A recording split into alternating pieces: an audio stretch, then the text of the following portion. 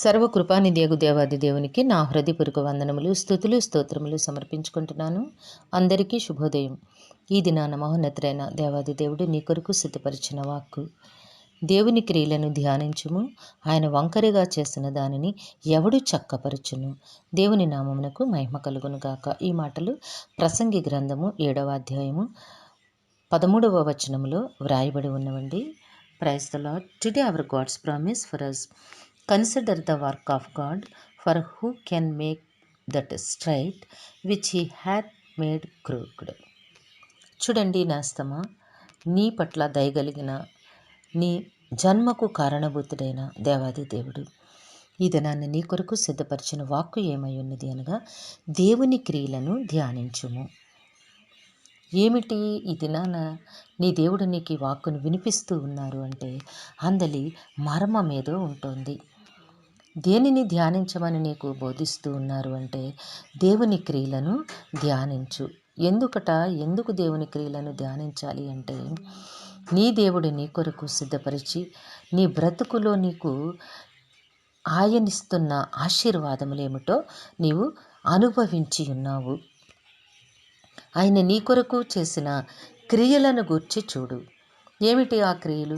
దేవుడు నాకేం చేశారు, దేవుడు నాకేమీ చేయలేదు, ఎప్పుడు నా బ్రతుకు ఇదే కష్టాలమయము, ఇదే యాతనలు, ఇవే ఇబ్బందులు అని అనుకుంటున్నావా నేస్తమా? లేదు. నీ తల్లి గర్భాన నిన్ను రూపించిన దేవుడు నీ జన్మకు ముందే, నీ తల్లి గర్భాన నిన్ను రూపించుటకు మునుపే నీకు అవసరమైన ప్రతి ఆశీర్వాదమును ఆయన సిద్ధపరిచి నిన్ను ఈ భూమి మీదకి నీ తల్లి గర్భము నుండి పంపించి ఉన్నారు. కనుక నీవు ఆయన క్రియలను ధ్యానించాలి. ఆయన క్రియలను కూర్చి మాత్రమే నీవు యోచించవలను. ఎందుకంటే ఆయన నీ పట్ల ఉన్నతమైన ప్రణాళికలను చేస్తూ ఉన్నారు. ఒకవేళ దేవుడు ఏదైనా వంకరగా చేసిన దానిని ఎవరైనాను చక్కపరచగలరా? ఎవరికి సాధ్యమవుతుంది? ఎవరు చేయగలరు నేస్తమా? దేవుడు తిన్నగా చేసిన దానిని ఎవరు వంకరగా చేయలేరు.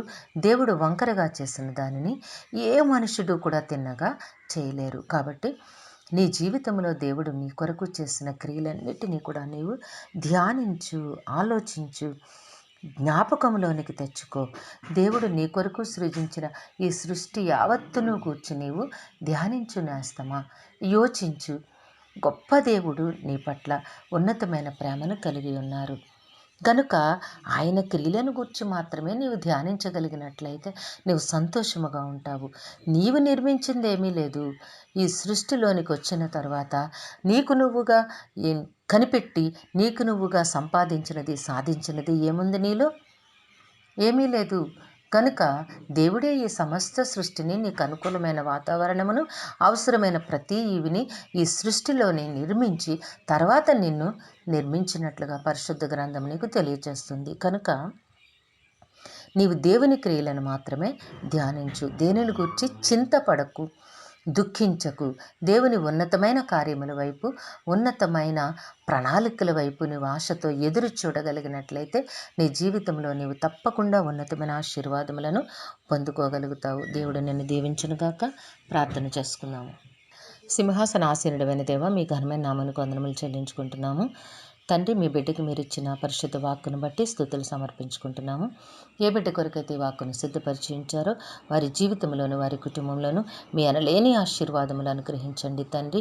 వారికి ఉన్న ప్రతి విధమైన సమస్యల నుంచి కూడా చేయి పట్టుకుని మీరు విడిపించండి. కుటుంబంలో శాంతిని, సమాధానమును, నెమ్మదిని అనుగ్రహించండి.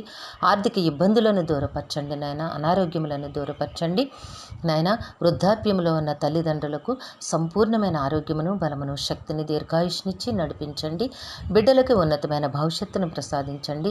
చక్కటి విద్య, ఉద్యోగాలు, వివాహములు, గర్భఫలాలు అన్నిటినీ కూడా సమయానుకూలముగా మీరే వారికి అనుగ్రహించి మీ కృపలో జీవింపచేయండి.